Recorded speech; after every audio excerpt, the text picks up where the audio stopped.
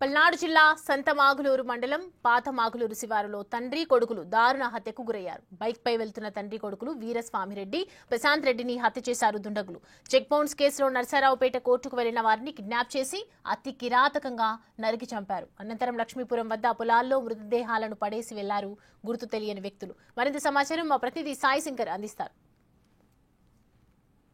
సంతమాగులూరు అడ్రోడ్డుకి కొంచెం ముందున్నటువంటి పాతమాగులూరులోని ఉన్నటువంటి స్మార్ట్ సిటీ అనే వెంచర్లో ఉదయం సమయంలో జరిగిందా లేకపోతే రాత్రి జరిగిందో తెలియదు కానీ ఇద్దరు వ్యక్తుల్ని దారుణ హత్యకు గురి చేయడం జరిగింది. ప్రస్తుతం దానికి సంబంధించినటువంటి అంశం పైన పోలీసులు అయితే దర్యాప్తు చేస్తున్నారు. ప్రస్తుతం ఈ వెంచర్ ఏదైతే మనం ఉన్నటువంటి విష్ణుపుర స్మార్ట్ సిటీ అనేటటువంటి ఈ వెంచర్ వద్దే ఇద్దరు ప్రశాంత్ రెడ్డి అదేవిధంగా వీరస్వామి రెడ్డిని ఇద్దరిని కూడా హత్య చేయడం జరిగింది. ప్రస్తుతం ఇక్కడ మనం చూడొచ్చు ఈ వెంచర్ ఏదైతే ఉందో ఈ వెంచర్ లోకి ఇద్దరు వ్యక్తుల్ని తీసుకొని వచ్చి ఇక హత్య చేసినటువంటి పరిస్థితి ఉంది. అయితే వీళ్ళిద్దరూ కూడా ఒక రియల్ ఎస్టేట్ కు సంబంధించినటువంటి చెక్ బౌన్స్ కేసులో నిన్న ఈరోజు ఉదయం సమయంలో కోర్టుకు హాజరవ్వాల్సినటువంటి పరిస్థితి ఉంది. అయితే కోర్టుకి వచ్చే ముందు వాళ్ళంతా కూడా శ్రీనిధి హోటల్ కు సంబంధించినటువంటి నర్సాపేటలో అక్కడికి రావడం జరిగింది టిఫిన్ చేయడానికి. అక్కడికి వచ్చినటువంటి కొంతమంది వ్యక్తులు వాళ్ళిద్దరిని కూడా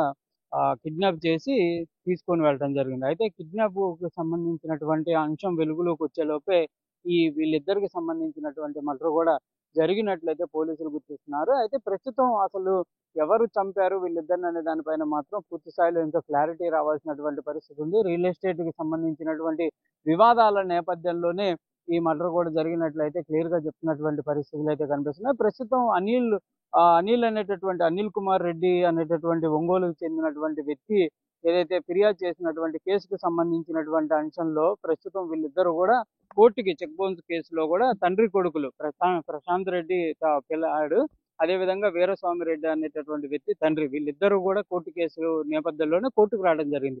కోర్టుకు వచ్చినటువంటి నేపథ్యంలో వీళ్ళిద్దరిని కూడా క్లియర్ గా ఒక స్కార్పియో వాహనం తీసుకొని రావడం జరిగింది బ్లాక్ కలర్ది. దాంట్లోనే వాళ్ళిద్దరిని కూడా కిడ్నాప్ చేశారు. ఆ కిడ్నాప్ సమయంలో కొంతమంది అడ్డగించేటటువంటి ప్రయత్నం చేసినప్పటికీ కూడా ఎక్కడా కూడా ఆ వాహనాన్ని ఆపకుండా కూడా డైరెక్ట్ గా వాళ్ళు ఈ అడ్రోడ్డు సంతమాగులూరు అడ్రోడ్డు వైపు రావడం జరిగింది. అయితే తర్వాత అసలు ఏం జరిగింది, వాళ్ళ మధ్య ఏదన్నా వివాదం చోటు చేసుకుందా లేకపోతే కావాలని చెప్పి చంపడానికే వాళ్ళు ఇక్కడికి ఏదైతే ప్రాంతానికి తీసుకొని వచ్చేటువంటి పరిస్థితి ఉందా అనే దానిపైన అయితే ప్రస్తుతం దర్యాప్తు అయితే పోలీసులు చేస్తున్నటువంటి పరిస్థితులు అయితే కనిపిస్తున్నాయి. ప్రస్తుతానికి ఇక్కడ మర్డర్ జరిగినటువంటి ప్లేస్ లో అయితే మనం ఉన్నటువంటి పరిస్థితి ఉంది.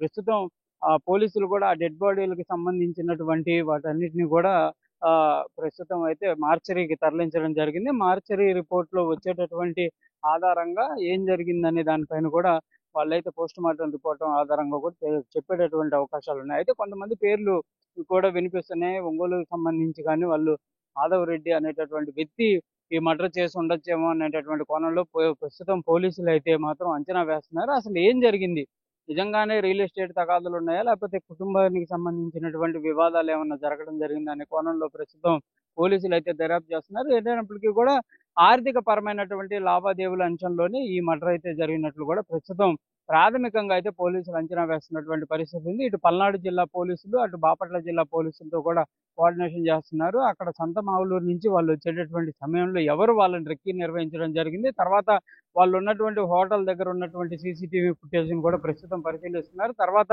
వాళ్ళు ఉదయం సమయంలో వెళ్ళి అక్కడ టిఫిన్ చేయడానికి వెళ్ళినటువంటి శ్రీనిధి హోటల్ ఏదైతే ఉందో ఆ పరిసర ప్రాంతాలన్నింటినీ కూడా పోలీసులు అయితే పరిశీలిస్తున్నటువంటి పరిస్థితులు అయితే ఉన్నాయి.